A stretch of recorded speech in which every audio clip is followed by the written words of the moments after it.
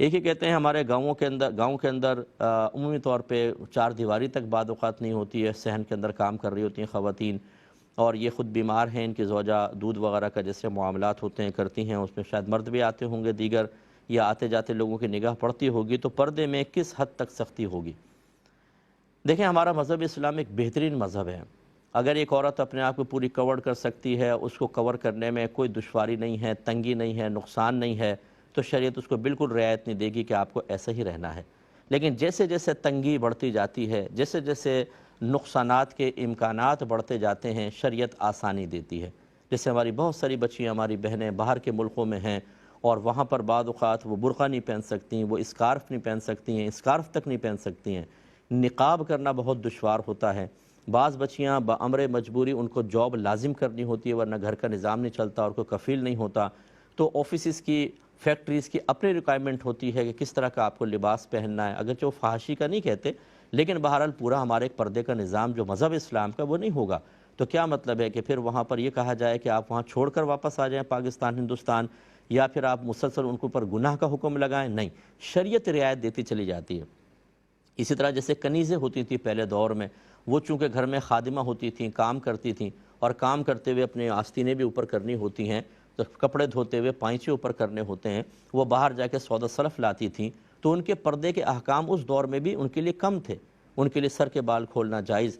کلائیاں کھولنا جائز، آدھی پنڈلی تک اپنے کپڑے اوپر کر لینا جائز، پردے کا ان کے لیے ہلکا حکم تھا۔ تو یہ شریعت ہماری اس طرح کی رعایتوں کا خیال کرتی ہے۔ آپ نے تو ایک گاؤں کا مسئلہ بیان کیا، جہاں جوائنٹ فیملی سسٹم ہو، اور وہاں پر وہ کچن میں بچی کام کر رہی ہے، کبھی جیٹھ وہاں سے گزر رہا ہے، کبھی دیور گزر رہا ہے، اب آپ وہاں پر اگر بہت ہی زیادہ سختی کا حکم دیں تو اس کے لیے تو کام کرنا مشکل ہو جائے۔ چولہے کے سامنے عورت اپنے آپ کو چادر اوڑھ کے کر رہی ہو، کبھی بھی آگ لگ سکتی ہے، پوری جل کے بھسم ہو سکتی ہے۔ شریعت یہ کوئی کہتی ہے کہ یہ نقصانات کا آپ شکار ہو جائیں؟ وہاں پر رعایت سیکھنی چاہیے۔ یہ جو 4 4 سال کی کورس کر کے عالمہ بن جاتی ہیں، اور جنہوں نے کبھی شرعی تقاضے صحیح طرح سمجھے نہیں ہوتے، جنہوں نے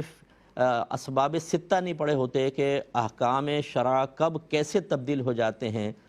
کن اسباب کی وجہ سے جو سابقہ حکم باہر شریعت میں لکھا ہے بعینی بیان کر دیں تو ظلم اور گناہ بن جائے گا، اس کا شعور کچھ نہیں حاصل ہوتا، اور وہ تقوی کا جھنڈا اٹھا کر پورے گھر کا سکون برباد کر رہی ہوتی ہیں، اور یہ نہیں ہوگا، یہ نہیں ہوگا، وہ نہیں ہوگا۔ آپ کو پتہ ہے کہ شریعت اس معاملے میں آپ کے ساتھ، دیگر معاملوں کے ساتھ، دیگر لوگوں کے ساتھ کیا رعایت کا معاملہ کرتی ہے؟ معلوم ہے آپ کو؟ ان کو پہلے سیکھنا چاہیے۔ تو یہ میرا بہت زیادہ مشاہدہ ہے، 30 سال ہو گئے ہمیں کام کرتے ہوئے، یہ جو سطحی قسم کی عالمہ بن کر پھر اپنے علم کا اظہار کر کے اپنی بھی زندگی تنگ کرتی ہیں، دوسروں کی زندگیاں تنگ کرتی ہیں، یہ تقوی نہیں ہوتا بعض اوقات، بلکہ یہ ایک گناہ کا راستہ ہوتا ہے۔ آپ کو حیرت ہوگی، لیکن گناہ کا راستہ ہوتا ہے، کیونکہ شریعت وہاں پر احتیاط کو ترک کرنے کا بعض اوقات حکم دیتی ہے، اس کی اجازت دیتی ہے، اور رعایت کا راستہ اختیار کرنے کا حکم دیتی ہے، لیکن وہ سختی کی طرف آتے ہیں، اور یہ وہ عموماً اپنی ذات تک محدود نہیں رکھ پاتے، پورے گھر کو ڈسٹرب کرتے ہیں، اس لیے گناہ گار بھی ہوتے ہیں۔ اس تمہید کے بعد اب آپ کا میں جواب دیتا ہوں، لیکن ایک مختصر سے بریک کے بعد۔ بسم اللہ الرحمن الرحیم۔ تو یہ بھائی نے جو کویسچن کیا، ابھی یہ تمہید آپ ذہن میں رکھیں، اس کے مطابق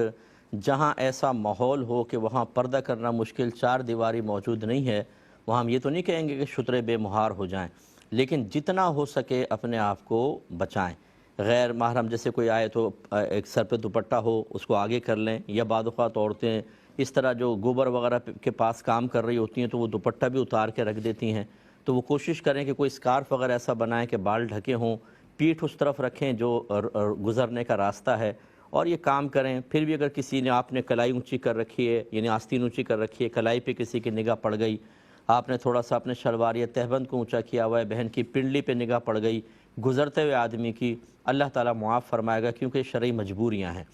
تو خلاصہ کلام یہ ہے کہ اگر کہیں پر مکمل طور پہ پردہ کرنے میں دقت ہو، حرج شدید ہو، نقصانات کا شکار ہوں، تو وہاں پر جتنی وہ آسانی سے پردہ کر سکتی ہیں اس کی اجازت ہوگی، لیکن اس کا مطلب یہ نہیں ہے کہ بالکل ہی آپ شریعت کا حکم اٹھا دیں، کہ ہمارے ہاں تو سب ایک رواج چل رہا ہے، ہنسی مذاق بھی چل رہے ہیں۔ گاؤں کے اندر ہم نے دیکھا ہے کہ محلے کے لڑکے، جوان لڑکے گھر میں دندناتے گھستے چلے آتے ہیں، عورتیں بھی بیٹھی ہیں، سب وہ گھس کے آ گئے، جی وہ محلے کا بچہ ہے، ہمارے ہاں تو بغیر اجازت سب آتے جاتے ہیں۔ غلط طریقہ کار ہے۔ حتی الامکان شریعت کو فالو کریں، ان لوگوں کا ذہن بنائیں کہ ہمیں کس طریقے سے شریعت پہ چلنا ہے، لیکن جب تک ایک ایسا ماحول کریٹ نہیں ہو جاتا تو اپنے آپ کو مجرم بھی نہ سمجھیں، جتنا کر سکتے ہیں بہتر ہے، اور اس کے بعد بھی اگر تھوڑے بہت بے احتیاطی ہو جاتی ہے اللہ تبارک و تعالیٰ معاف فرمانے والا ہے۔ دیکھیں بعض لوگ کہتے ہیں جی مفتی صاحب آپ بہت رعایت دیتے ہیں، آپ مجھ سے آ کے ڈیبیٹ کریں یہاں پر، اگر میں خلاف شرع رعایت دوں تو میں قابل گرفت ہوں، اور میں اتنا بھولا بھالا نہیں ہوں کہ آپ کو رعایتیں دے کے اپنی آخرت میں اپنی عاقبت خراب کروں۔ میں کیوں بے وقوف سمجھا ہوا ہے آپ نے مجھے؟ میں وہیں پر رعایت دوں گا کہ جہاں شریعت رعایت چاہتی ہے، اور جن لوگوں نے رعایت کو بھی پڑھا ہی نہیں انہیں کیا پتہ، جو سختی سختی سختی تقوی تقوی تقوی، ارے بھائی ہر جگہ تقوی نہیں چلتا ہے۔ اعلیٰ حضرت نے ایسے تقوی اختیار کرنے والوں کی کس طرح سے مذمت کی ہے، اس کے لیے آپ میری کتاب پڑھیں قرب الہی،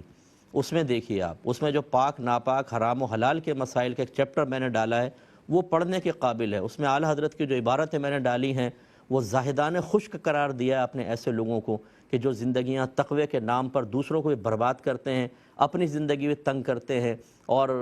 مطلب جہاں پر اپنی گوٹ نہ پھنس رہی ہو وہاں پر لوگوں کو تو پتہ ہی نہیں ہوتا، وہ خوب رعایتیں حاصل کر رہے ہوتے ہیں، اور پھر ہم جیسے آدمی کو جی مفتی صاحب بہت رعایت دیتے ہیں۔ آئیے آپ بیٹھے، میں آپ کو 50 مسئلے سمجھا دیتا ہوں جس میں آپ کو شاید پتہ بھی نہیں اور آپ خود رعایتیں لے رہے ہیں، اور وہاں پہ تقوی آپ کو یاد نہیں آتا۔ لیکن ہم جب ایسے کوئی بیان کرتے ہیں تو یہ بڑے جو کہ مفتی صاحب نے ایسا بیان کر دیا، اچھا اس کا متبادل حل آپ بتا دیں، اور وہ بالکل شریعت کے مطابق ہونا چاہیے۔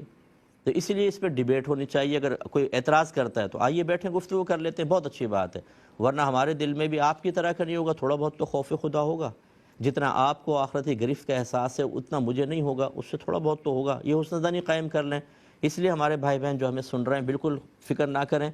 کتنی بچیاں ایسی ہیں جو باہر کے ملکوں میں ان کی ڈیلیوری ہوتی ہے اور وہاں پہ مجنبی مرد بھی کھڑا ہوتا ہے، ستر کھولنا پڑتا ہے، کیا یہ کوئی ایسی شرعی مجبوری ان کے نزدیک جو صاحب تقوی ہیں یہ تو ہونی نہیں چاہیے، کیونکہ وہ یہاں پر آئیں پاکستان میں ڈیلیوری کریں اور بچے کو یہاں سے لے جائیں، یہاں فیمیل ڈاکٹر ہوں گی، سب کچھ ہوتا ہے، کیوں وہاں پہ کرنے دیتے ہیں؟ کیوں اس کو مسئلے کو بیان نہیں کرتے اعلانیہ طور پہ پبلک کے سامنے؟ وہاں پہ کیوں اجازت دے دی ہے؟ تو اس وجہ وہی ہے کہ شریعت رعایت دے رہی ہے،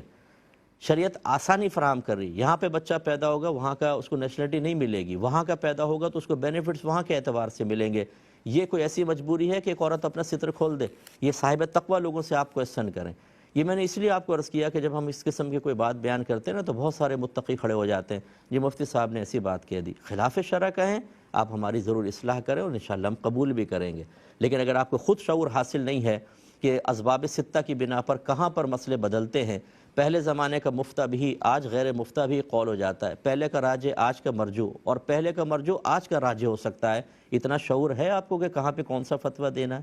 تو یہ سیکھنا ہوتا ہے، پھر پتہ چلے گا۔